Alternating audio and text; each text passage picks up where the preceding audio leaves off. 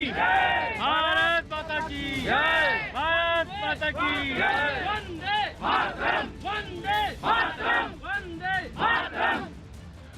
भारत माता की जी। और ये जोश है, आप जो पूछ रहे थे, आज द जोश जी साहब। और ये यहाँ पर मौजूद तमाम सारे लोग आज भारतीय जवान और एयरफोर्स को सैल्यूट करते हैं, जय जयकार करते हैं। और यहाँ पर तमाम वो सारे लोग आज बहुत देर से प्रतीक्षा में हैं। हाथों में झंडा है, तिरंगा है, लहराते हुए और चेहरे पे मुस्कान। कहाँ से हैं साहब आप? सर ईपी से सर, बलिया बलिया से हैं। बागी बलिया। बागी बलिया से। तो आज तो कमाल हो गया जी, 56 इंच का सीना चौड़ा हो गया आज।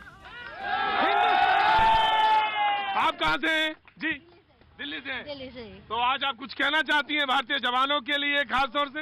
उनके लिए उनको सैल्यूट है हमारी तरफ से। सैल्यूट है, सैल्यूट है जी, सैल्यूट है उनको, सैल्यूट है। और जवान तमाम सारे लोग भारतीय जवानों को आज सैल्यूट करने के लिए। जी साहब, जी साहब। हम लोग यहाँ सो रहे थे और उन्होंने रात में कमाल कर दिया सर। कमाल कर देश यही भारत माता की जय हो। भारत माता हम की लोग जय। सोते और वो लोग जागते जोश साहब। के साथ। जी जी, जबरदस्त जोश के जबरदस्त जबरदस्त जोश जी। मुजफ्फराबाद की धरती को आज आतंकवादियों के शमशान भारतीय सेना ने बनाया है। एयरफोर्स के जवानों को हम सत सत नमन करते हैं। और आज हमें पता चल गया है, क्योंकि नोटबंदी भी रात को हुई थी, जीएसटी भी रात को हुई थी, सर्जिकल स्ट्राइक भी रात को हुई थी, एयर स्ट्राइक भी रात को हुई। इसका मतलब चौकीदार जाग रहा है। बहरहाल आज सिर्फ एक बात करने का वक्त है, और वो वक्त ये है जिसके हाथ में झंडे हैं और जो झंडे लहरा रहे हैं, तिरंगे, वह वही वक्त है आज। तो आज आपने खास तौर से अपने को ड्रेसअप किया है। हाँ जी, मैंने आज खास तरह से अपने को ड्रेसअप किया है जी। और ये मुझे बहुत अच्छा गर्व दे रहा है कि मैं इस देश का नागरिक हूँ और सेना ने जो काम किया है उसे सभी लोगों का सर फक्र से ऊपर हो गया। वंदे मातरम, भारत माता की जय। तो ये फुटपाथ पर जहां पर तमाम सारे लोग रोज इकट्ठा होते हैं, रोज से मेरा मतलब है आने जाने वाले लोग, ये उनका जोश है, ये उनका जोश है जिससे ये मुल्क बनता है, जिससे ये मुल्क की नींव पड़ती है।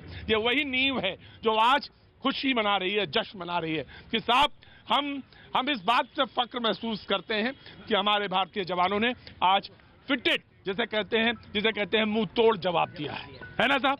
हाँ जी सर। क्या नाम है साहब आपका? रमेश।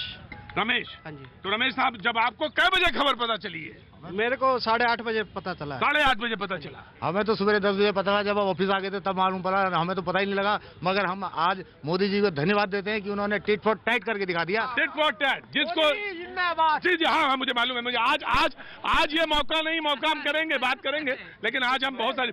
आप कहाँ से हैं?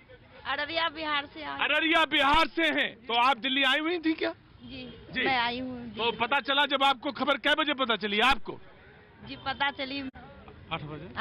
8 बजे के करीब पता चली। जी जी जी। तो आप तो आपके हाथ में तिरंगा है और ये बात पता चली खबर में, उसके बाद आपको ये पता? मैं बहुत गौरवान्वित हूँ जी कि मोदी जी जाग रहे हैं और देश मेरा सुरक्षित है और वो फिर जीत कर आएंगे। मैं आपको एक बात बताऊं, आपको एक मिनट मैं बताऊं, एक मिनट मैं आपको एक बात बताना चाहता हूं, और वो ये कि आपको तमाम बार कैमरा और तमाम बार माइक लगाने की जरूरत नहीं होती। चेहरा अपने आप में सबूत होता है कि पॉलिटिकल पार्टी कोई भी हो सकती है, इस मुल्क में कोई भी पार्टी शासन कर रही हो या कर सकती है, लेकिन जब भारतीय आम आदमी, आम नागरिक जब खुश होता है तो उसका चेहरा ऐसा ही होता है। Thank you so much. ऐसा ही होता है और खिलता हुआ होता है। और वो इस बात के लिए गौरवान्वित है कि आज उसके जो पड़ोसी है, जो उसको जवाब दिया जाना चाहिए था, वो जवाब दिया गया है। करेक्ट दिया है, बिल्कुल जवाब करेक्ट दिया है सर जी। और देना चाहिए था और मुंह तोड़ जवाब दिया है। हमारे 46 मारे, 47 मारे, हम उनके 450 मारेंगे, 4500 मारेंगे। जी, कर्नल थापर मौजूद हैं। आपकी जो बातें हैं और जो आर्म फोर्सेस के लोग हैं उनकी बातें में बहुत कोई फर्क नहीं है। ये मुल्क एक ही जैसा सोचता है। वो बार बार ये सोचता है कि आखिर हम जवाब क्यों नहीं देते, हम जवाब क्यों नहीं दे रहे। हाँ, प्रधानमंत्री ने ये बात कही थी, ये सेना तय करेगी कब, कहां, कैसे जवाब देना है, तो वो जवाब उन्होंने दिया है। कर्नल थापर हमारे साथ मौजूद है। सर, तो आपने तो ये मूड तो देख लिया सर, यही मूड है देश भर का, लेकिन अब जो जोश और खरोश की जो बात करते हैं वो यहाँ पे सामने दिख रहा है। लेकिन सेना को तो आज बार बार सर ये जनता कहना चाहती है कि आपके माध्यम से कि ये जो सैल्यूट्स हैं और ये जो जोश और खरोश के साथ ये जो जिंदाबाद है ये पहुंचाया जाए। कर्नल थापर।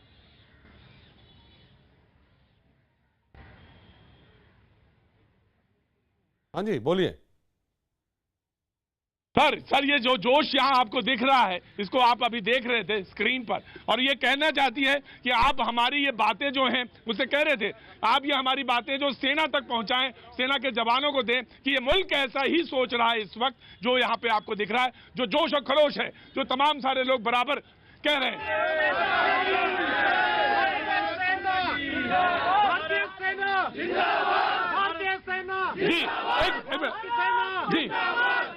जी बिल्कुल। और ये और बार बार बधाई देना चाहते हैं। बिल्कुल मैं ये कहना चाहता हूँ कि जैसे इनको फीलिंग हो रही है, जैसे इनको जोश आ रहा है, वैसे ही हमको स्टूडियो में भी जोश आ रहा है और यही जोश पूरे भारतवर्ष में जा रहा है।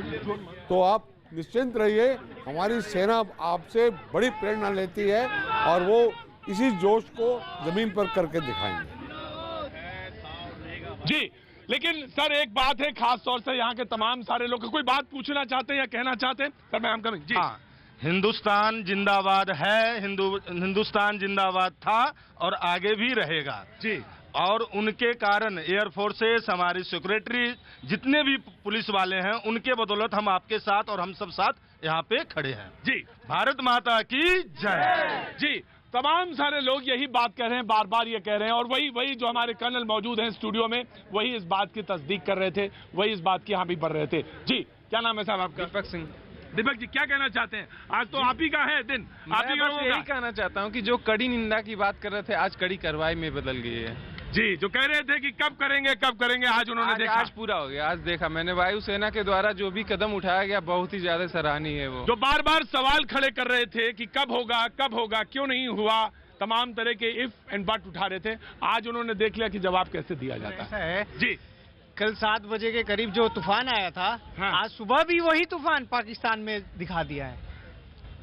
समझ रहे हैं ना मेरी बात? हाँ, मैं बिल्कुल समझ रहा हूँ बात आपकी। मोदी साहब हमारे हाँ। जब हर चीज के लिए फैसला ले सकते हैं, उनके पास हर चीज हौसला, बहुत हौसला है, लेकिन लोग समझते नहीं है उनको।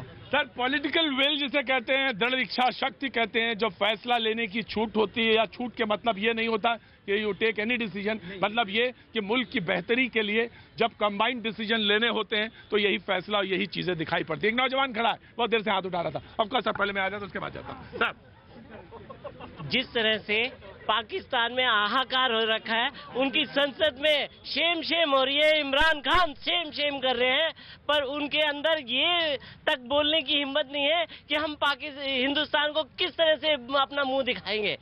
तो इसी तरह से मैं मोदी जी को और भारत की तीनों सेनाओं को ये कहूंगा कि और जोश के साथ और जज्बे के साथ इनको ऐसा सबक सिखाएं कि अगली बार से आतंक को इकट्ठा होने की नौबत ही ना आए। 250 से 300 आतंकवादी और उनके कैंप तबाह किए गए। जैश मोहम्मद के जैसे आतंकी ग्रुप के पूरे कहने की कैंप सफाया कर दिया गया। लोगों ने सुबह ट्वीट किया और ट्वीट करके पूछा कि ये जो जगह है ये किस तरफ है, कहां पर है।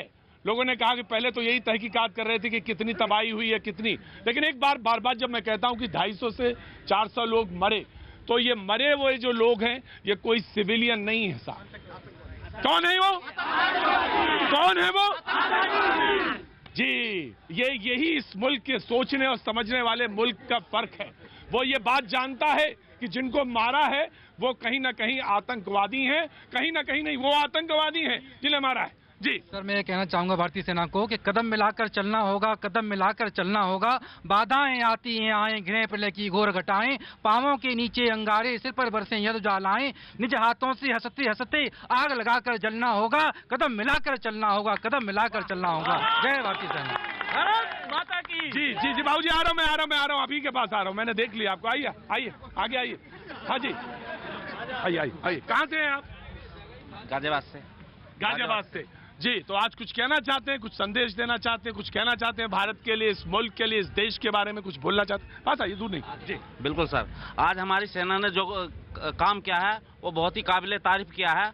और ये तो अभी आतंकवादी मारे हैं कि जो आतंकवादी कैंप उड़ाए, लेकिन जो अभी हाफिज सईद है, मसूद अजहर है और लकीउर रहमान है, इनको भी मारना जरूरी है। आतंकवाद का जब भी नाश होएगा, तभी नाश होगा, तभी नष्ट होंगे। जी, आज उतनी दूर क्यों खड़े हैं? इधर आइए, पास आइए। जब आज आपका शो है, जब आपको बोलना है, तो आप उतनी दूर खड़े हैं। जी सर जी, मैं ये कहना चाहूँगा कि प्रधानमंत्री जो 5 साल का इलेक्शन होना था, मेरे हिसाब से वो हो चुका है, वो कंफर्म हो गया। प्रधानमंत्री यही बनेंगे, यही बनेंगे, यही बनेंगे। मैं आज प्रधानमंत्री कौन बनेगा ये सवाल नहीं लेके आया हूँ। मैं सवाल ये भी नहीं लेके आया कि चुनाव क्या होगा, लेकिन मैं आज सवाल जो ये लेके आया, of course you are free to speak. ये मुल्क आजादी देता है इस बात की कि आप अब क्या सोचते हैं। जी, एक मिनट, क्या जो सोचते हैं उसको रखने की आपको पूरी आजादी है, और मैं आपकी इस आजादी में कहीं कोई हनन नहीं डाल रहा। मैं तो सिर्फ ये जानना चाह रहा था कि जब जवाब दिया जाता है तो उसकी जो खुशी होती है वो कैसे बांटी जाती है।